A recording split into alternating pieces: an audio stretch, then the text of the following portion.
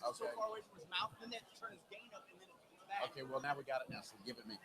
All right, if we could have everybody come on in and get a seat, that would be great. We're going to go ahead with the question and answer. So if you could, go ahead and find your seat, whether you are needing to find it in the bathroom, you can find it there, or either you find it here.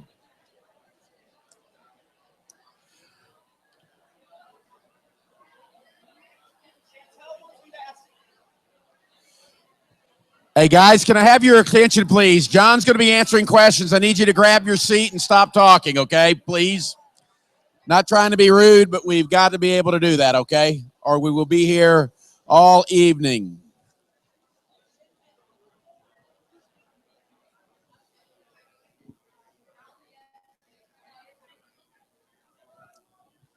Okay, we're just going to have John go ahead and read the questions. He's going to rifle through them, and then we can go from there, all right? So here we go with John with a question and answer, and I will leave it with him.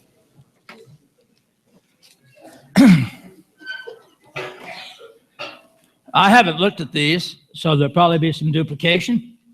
We've had a couple of verbal questions up here that I'll start with, and then I'll start reading these. The question was challenging what we just did. And what it says was, yeah, okay, whatever the odds are, if you got enough places, it's eventually going to happen. If you got enough time, it's eventually going to happen. And that's right. If instead of having him draw one time out of the deck of cards to get the ace of hearts, if I let him draw 52 times, he would probably get the ace of hearts. If we did it often enough, he would get it. So, is the universe infinite? Well, remember the discussion. I said, let's assume the universe began with a Big Bang. Okay, you don't have infinite time. When did the Big Bang happen? Well, let's say it happened 100 billion years ago. And I'm going to choose numbers here so I'm not accused of twisting it to my ends, okay? I mean, nobody thinks the universe is 100 billion years old, but let's say it is. That's 10 to the 10th. And that diagram on the screen shows you what I'm talking about. That means that 100 billion years ago, the Big Bang happened. Remember, I said that. I said, let's assume the universe began with a Big Bang. So if you went 100 billion light years out in space and looked back, you could see the creation happen. So that line on the drawing up there is the limit of space. We don't have infinite space, not if the Big Bang is true. There are, incidentally, are many scientific laws that say we don't have infinite time. So that's not a contestable point. So how many places could you have in a 100 billion light year universe? Well, that's easy to calculate.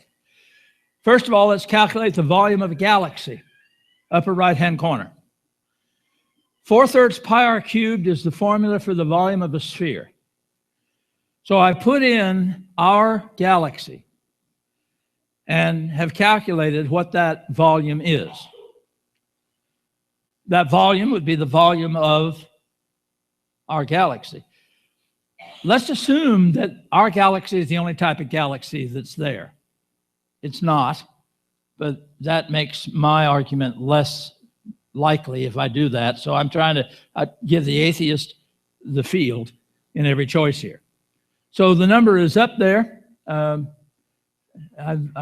trying to read it here. I guess I'm going to have to get closer to it because I don't have this number memorized.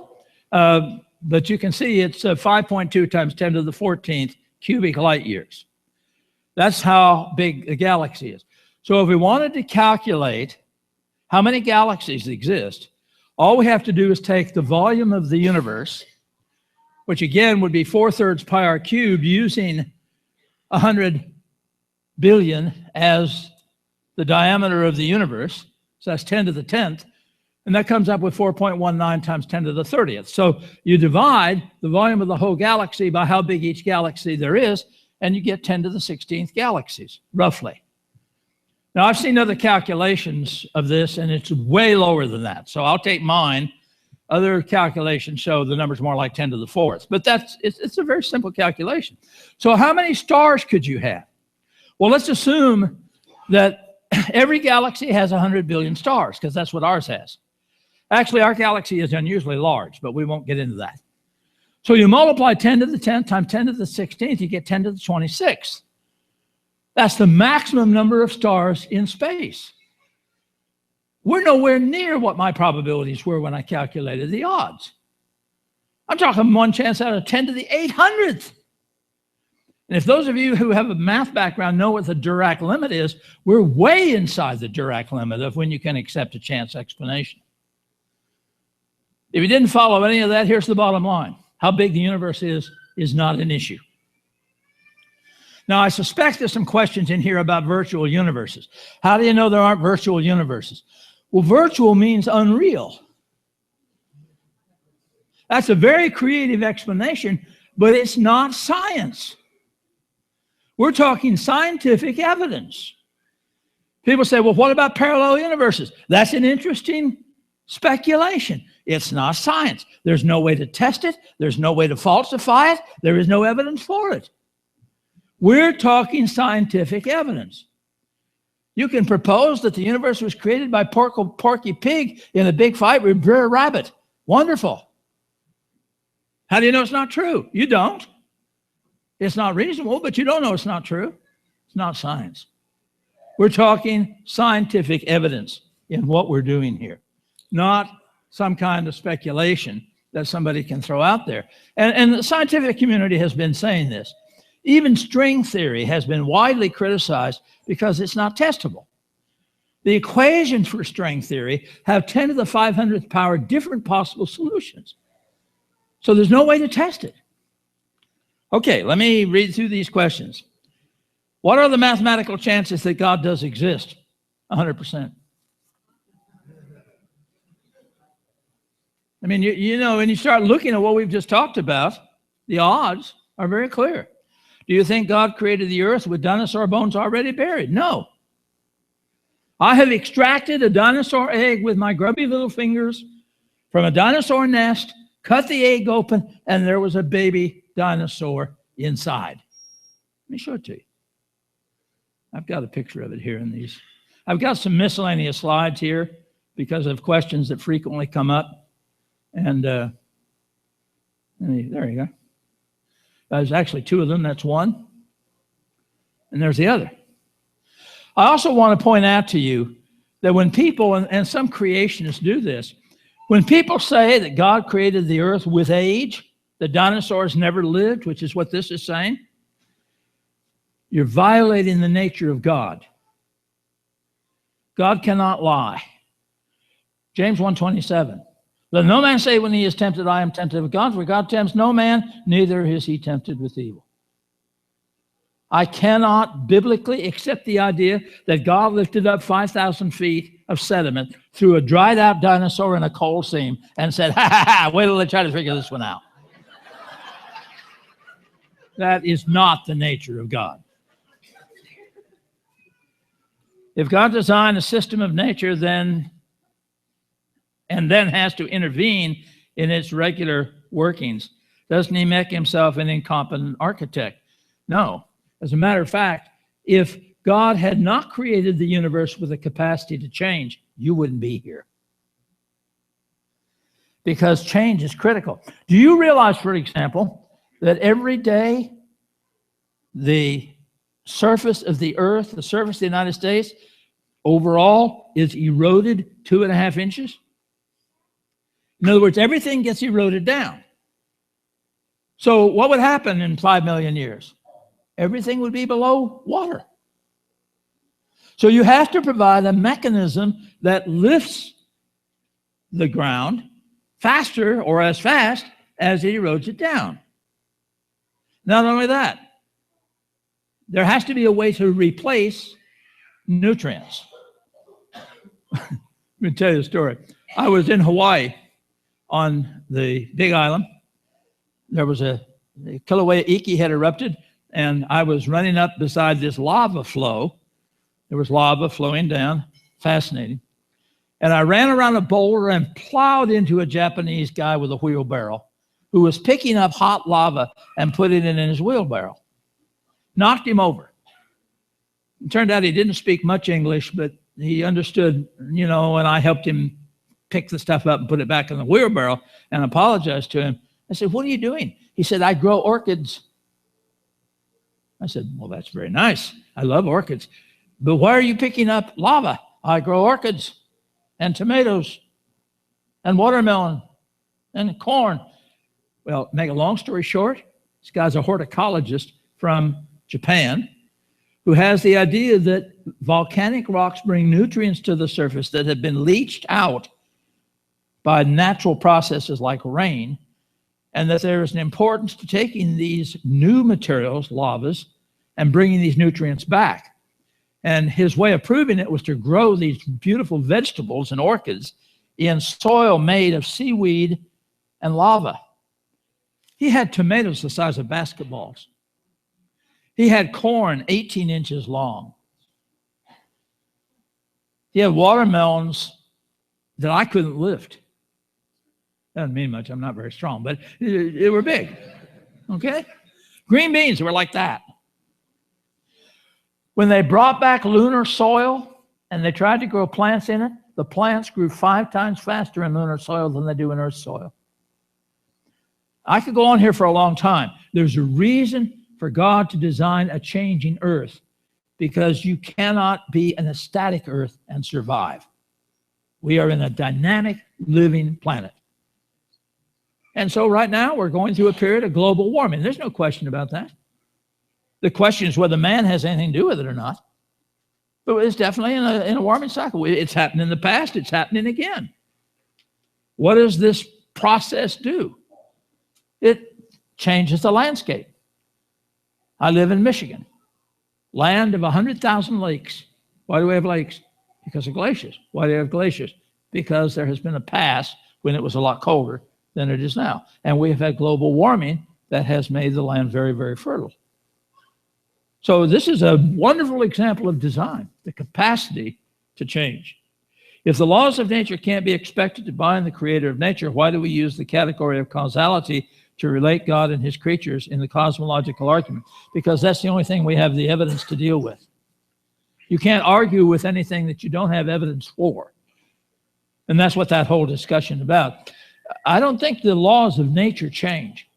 Your statement in the first part, if the laws of nature can't be expected to bind the creator of nature, why do we use the category of causality? Because the causality is what we can observe. We can only talk about what we can observe. How did God create the universe? Take an astronomy class. A lot of those questions we're now just beginning to answer. We found what we think is the hadron, the boson, the God particle. Assuming that is valid, and it may not be, but assuming it's valid, what is all this stuff in quantum mechanics? You see, what has happened in classical physics is that we have learned that once the stuff was created, how it got changed to the conditions we have today. But we had no idea how you make electrons, how you make photons, how you make protons, how you make neutrons. Now we're discovering through quantum mechanics some of the processes that are used. And so we're finding subatomic particles that are used to put together to make charge. We didn't know how charge was made. Now we think quarks have something to do with charge. And we understand about up and down and the different colors of quarks. This is wonderful stuff. What are we doing? We're seeing how complicated it is and how intelligent you have to be to create such simple things as electric charge. And it's just one of those great explanations of the evidence for God's wisdom in the creation. Is it true if we are too close to the sun, we would burn up, and too far away, we freeze? Yeah. That's true if you're camp, too, isn't it? You cook a marshmallow. What happens if you put it in the fire? You burn it up. What happens if you don't get it anywhere near the fire? That's pretty basic, okay? Marshmallow 101. Same thing's true of the planet. You said that an asteroid killed the dinosaurs, but you said the Earth could not be destroyed by a comet. Can we be killed by another asteroid? Technically, it's possible. Technically, it's possible. The only thing is that asteroids are relatively small, and they bring critical elements to the Earth. You know, we have one asteroid that, if our measurements are right, it is made of gold, silver, and platinum. The gram molecular weight of the material in the asteroid is right in that realm of 79 in the periodic chart. Now, we need gold. You say, why? Make earrings? No, for electronics. So there's some real value in the asteroids. They're bringing materials to us that we may need for our technology. And we are very close to the capacity to divert these things. What's amazing is how long we have gone without an asteroid event. Somebody must be looking out for us. How does that fit in God's plan for the comet sweepers? Can't we still be killed? Yeah, you can be killed. There was a lady who was sitting on her couch in Alabama one time. She had her foot up on the couch. A meteorite came through the ceiling and hit her in the leg. That can happen, but how often does it happen? Not very often. It's amazing, though, if we didn't have God looking out for us, this universe in which we live is very unstable. And that's another argument you can make. What if we find life on Mars or Europa? What do you say? Great. Wonderful. God has made some universal life elsewhere that may be very important to us. Again, the Bible doesn't indicate this is the only place where God has created life. Why are there so many gods? How do we know this God we know is the creator of everything? Tomorrow night, I think I'm right on this. Let me make sure. Yeah, tomorrow night, how do we know the Bible is God's word? What we'll talk about there is which God. The only thing you can do is look at the evidence. I give the same answer for everything. Look at the evidence. Compare the Quran and the Bible. Compare the Vedas and the Bible. We'll do that tomorrow night. The other point is that the question of creation itself requires certain attributes, which fits the God of the Bible. Doesn't fit anything else, including string theory. How many planets are there? You mean in our system? Or altogether? Altogether, I have no idea. Because there are planets around other stars. That's what that chart shows. We call them extrasolar planets. But how many planets are there in our system? Right now, we know of 10. But there may be lots more. There's leftovers of the creation process. What are the differences between solar systems and galaxy? A solar system are objects orbiting a star. A galaxy is stars orbiting a core. Just trying to figure out if solar systems are within galaxies or vice versa. Yes, solar systems are within galaxies. Does the moon affect behavior?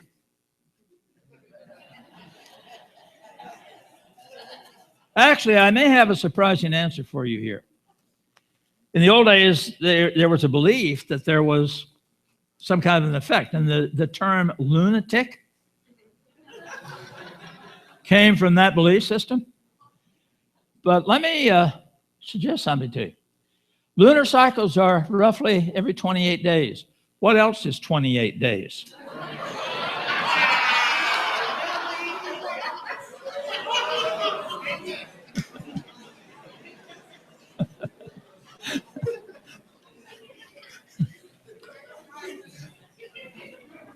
We just start thinking about that.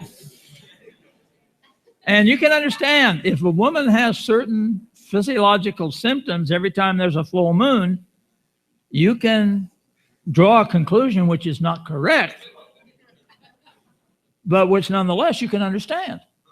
I think that's probably where that came from. No, there is no effect. The Bible says God created the earth and the universe in days, yet scientific evidence says it was created in billions of years. How can they explain? Where does the Bible say the age of the earth? Where is that said in the Bible? I've got a chart here. Let me show it to you. Have to get to it. Where does it say that? These are the scientific methods that I've worked in radiometric laboratories for many, many years. And there are places where you can see very clearly that the 6,000-year idea is garbage. This is an example. I was working in a road cut in Alaska, and in the wintertime in Alaska, it snows. Duh. In the summer, it doesn't snow. But what happens is the ice doesn't melt because it never gets warm enough to melt all the ice. So the top of the snow gets very dirty. Grasshoppers, mayflies, dust, pollen. Then the next year in the winter, it snows. So there's another layer of snow. And then the next summer, mosquitoes, grasshoppers, blah, blah. So as you look at these pictures from that road cut, I put the arrows on there to show you where the summer lines are. I did a master's thesis on this. I sat in a ditch for 6 weeks and counted the dirt lines. 6 weeks, that's what graduate students do. And we counted well over 300,000 dirt lines. Now you say, well, some of those are volcanic eruptions. No, we had to look with a microscope at what's in the dirt. I've never seen a volcano erupt grasshoppers, have you? I don't think that's an arguable point. But people who say the earth is 6,000 years old are relying upon a method started by an archbishop in the Episcopalian Church named Bishop Ussher. I've read Bishop Ussher's thesis. Very scholarly man. Bishop Ussher said, I'm going to assume that there are no undated verses in the Bible. Is that true?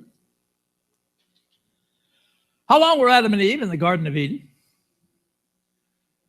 I have a male chauvinist friend who says, knowing my girlfriend, it couldn't have possibly been more than 10 minutes. Well, that'll get you in mucho trouble. But the point is, there are lots of undated verses in the Bible. As a matter of fact, the first verse is undated. In the beginning, God created the heaven and the earth. Did you hear a time? Did you hear a date? He said, the second assumption, I'm going to assume there are no missing people in the genealogies. Let me see. I don't know whether I've got, let me see if I've got this. I've got a listing of, let me see, there, no, that's not it. There it is. This is actually a printing from an atheist magazine, American Atheist Magazine. And I know it's pretty small. On the left-hand side, we have the genealogies given in Matthew from Abraham to Jesus. There's 42 generations. On the right-hand side, I have the same genealogy given in Luke. There's 54 generations. How can Matthew say there's 42 and Luke say there's 54? One of the important messages I want to put in your head, and this is a good time to start it, is when you say the Bible is literal, what do you mean? When you say I take the Bible literally, what do you mean? What you should mean is I look at who wrote it, who they wrote it to, why they wrote it, and how the people of the time would have understood it. It does not mean taking a particular denomination's translation of the Bible and forcing their opinion on it. Now, Matthew was written by a Jew. I guess I don't have, you'll have to open it up and read it. Matthew 1:1, Jesus Christ, the son of David, the son of Abraham. Is that true? Is Jesus Abraham's grandkid? That's what it says. Gonna take it literally? What's he saying? He's saying Jesus is the direct son of Abraham, right? See, Matthew's a Jew. He's writing to a Jewish audience. No Jewish reader would have assumed that Jesus was the grandson of Abraham. Now, Luke is a Greek. He's writing to a Greek audience. He's not going to use Jewish symbols. Later on, Matthew says there are 14 generations from Abraham to David. 14 generations from David into the carrying away into Babylon. 14 Babylonian, 14, 14, 14. That's how he gets 42. But he leaves out Ahab, he leaves out Jehoiakim. He leaves out major biblical characters. Why? Because 14 is twice 7, and to the Jew, that means total completeness. This is the complete story. Jesus is a descendant of Abraham. But that's Jewish. Luke is a Greek. So he writes to a Greek audience using Greek symbols. There's no contradiction between what you see on the screen between Matthew and Luke. But you have to look at who wrote it, who they wrote it to, and why they wrote it. So the genealogies cannot be used that way. And it's a mistake to do so. Well, this isn't working all of a sudden. Oh, there we go. No. I'll get there in a minute. This little book called God's Revelation and His Rocks and His Word, it's over there. You can borrow it. It goes through all of this and through the integrity of the biblical record. My answer to your question is the Bible does not give the age of the earth. Let me tell you why people go with 6,000 years. 94% of all creationist groups in this country are dispensational denominational beliefs. What does that mean? It means they believe that the history of the earth is made up of 1,000-year periods, the last of which we're living in right now, which will end, according to them, with something called the rapture. They don't look for rapture in the Bible. It's not there. What they do is they take Thessalonians 5 and they change what the writer says it is applied to. They then believe that the rapture will end with a military conflict between 144,000 Jews who Jesus will bring and recruit to fight against the Chinese, the Russians, and the Arabs. And that he will then set up a physical kingdom in Jerusalem where he will sit on David's throne. Now, if you believe that, then you cannot have the earth older than 6,000 years. And that's where Kent Hovind and Henry Morris and Whitcomb and all of these guys are coming from. By the way, if you question this, I would recommend a book to you. It's called The Creationist. It's on our bibliography. I'm trying to think of the author. But it's The Creationist. Kent Hovind, no. Anyway, you can look at it. And these people, they go to all kinds of lengths to promote their theology. And sometimes they just get so far out. Ken Hovind at one point was saying that Darwinism caused the Crusades. Anybody see a problem with that? When did the Crusades happen? Long before Darwin was born, right? So how could Darwin be the cause? I mean, that kind of mistake just discredits those who believe in God. So there's all kinds of problems with that belief. Let's speak where the Bible speaks and be silent where the Bible is silent. There is nothing in the Bible that tells us the age of the earth. This next one says, how old is the earth? Don't know. Did dinosaurs walk the earth? Yeah, but not with humans. How can their bones be millions of years old? I think the dinosaurs were part of the preparation of the earth for man, because dinosaurs were the gardeners that prepared the oil, the gas, the iron, the things that we need. God could zap things into existence, but if he did that, how could we find it? I have supported my ministry for the 47 years I've been in it. I don't have a sponsoring church. I live in Michigan, where the church is very weak. I've supported my ministry through the years by my consulting work as a geologist. I've used my training to help people locate oil and gas and coal. It works. It's very, very practical in its application. And that's why you're not charged to come here. The church isn't charged for me to come. I've never have done anything in the way of fundraising. I told God he'd have to take care of that. I'm not going to do it. And we've been blessed with some really easy ways to keep the ministry afloat. But the reason that we are able to talk to people about this is because we understand some of the techniques God used to produce the things that we use. And that, again, if you're going to say to people, let's look at the evidence, you have to deal with all the evidence. Somebody asked me, said, well, what happens if new evidence comes to the front? That's my biggest challenge. I subscribe to 100 periodicals, all kinds of periodicals. You've seen them around here. Denominational periodicals, atheist periodicals, scientific journals. I spend 3 to 4 hours every day answering emails, a lot of them coming from people that are sending me information. I have to go look at the information. I try to read a book a day. Try to keep up, because if I get out of date, then my message is shot. That's one of the advantages that Robert has. He's dealing with something that, you know, the understanding of God's word doesn't have to change. It just has to take what the Lord said. So if you're focusing on the Bible, you don't have this problem. It's when you get out into the world and start dealing with people that are affected by the world that this becomes an issue. Are there any more? Okay.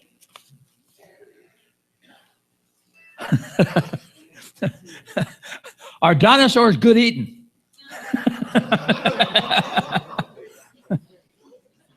Actually, the answer to that is yes. You ever eaten alligator? Yeah, it's sort of a dinosaur. One of the interesting things is we still don't know what dinosaurs are. Are they reptiles? Are they birds? Or are they something in between? We really don't know the answer to that. And the other one is what we're going to start with tomorrow night. If God created us, who created him? Important question. We'll deal with that one tomorrow night. Why do we have to bear the burden of Adam and Eve's sin when he could have arranged things so that each of us had a chance to be born with a clean slate and make our own mistakes, free of the tainted universe? Why didn't God create the universe in such a way that Adam and Eve's sin only tainted themselves as individuals and not the universe of their own children? Good question. That's a question we're going to deal with. I'm going to look at the card. We're going to deal with that Sunday at 11 o'clock. And this is really an important question. It's one of the most important questions. Why do we exist? Why are we here? See, I don't think the atheist has an answer to that. If you're an atheist, what answer do you give for the purpose in you being? You said, to make the world a better place. Yeah. For who? You know, I used to argue that atheists were as moral as anybody else. But the fact of the matter was, if I could do something that was immoral and get away with it, I would do it. I mean, I'm just trying to be honest with you.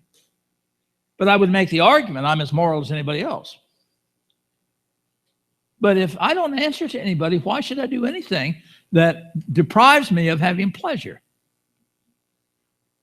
See, I don't think on a practical level you can do that. For the Christian, there is a purpose in our existence. The battle between good and evil, the war going on that Ephesians 6:12 talks about, where it says we are not in a battle over flesh and blood. In Ephesians, the 3rd chapter, starting with verse 10, talks about God from the beginning had a purpose, and the purpose was, he goes on to describe us as existing. I don't think you can make sense of the problem of human suffering unless you see a purpose in your existence. And I had to deal with that. When my son was born with all these birth defects, I had to ask myself, why? And I yelled at God a lot. Why me? Why? I didn't deserve this. Why was my son born with all these problems? When my wife died, why me?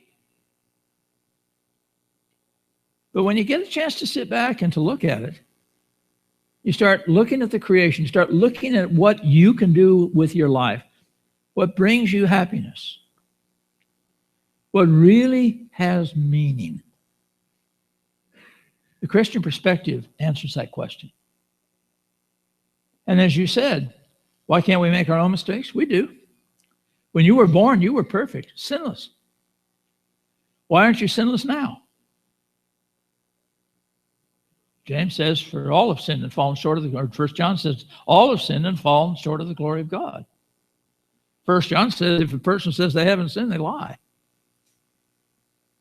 So really, Adam and Eve are pictures for us.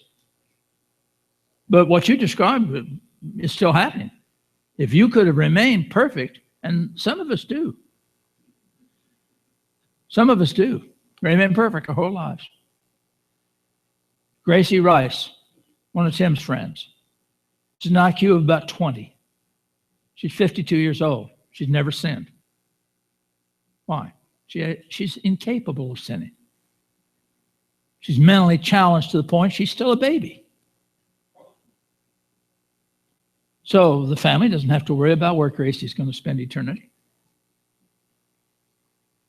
It's not up to us to judge that situation. But I guarantee you, you're not sinless. Because Scripture tells me we're not. I know I'm not. So think about that. It's a wonderful question. It's a really good question. And I think it has total meaning. Why does God think that infinite punishment for finite crime is a fair system? You're making some assumptions. Let me ask you something. Is hell, and I'm not going to answer this for you, is hell eternal punishment or eternal punishing? What's the difference? If somebody commits a crime and they're executed, are they punished? Yeah. Are they punished eternally as far as their physical life is concerned? Yeah. But if they're executed, are they tormented? Are they punished continuously? The answer is no, right? They're not tortured if they're executed.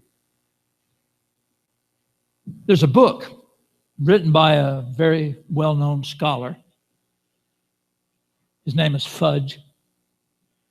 The book's called The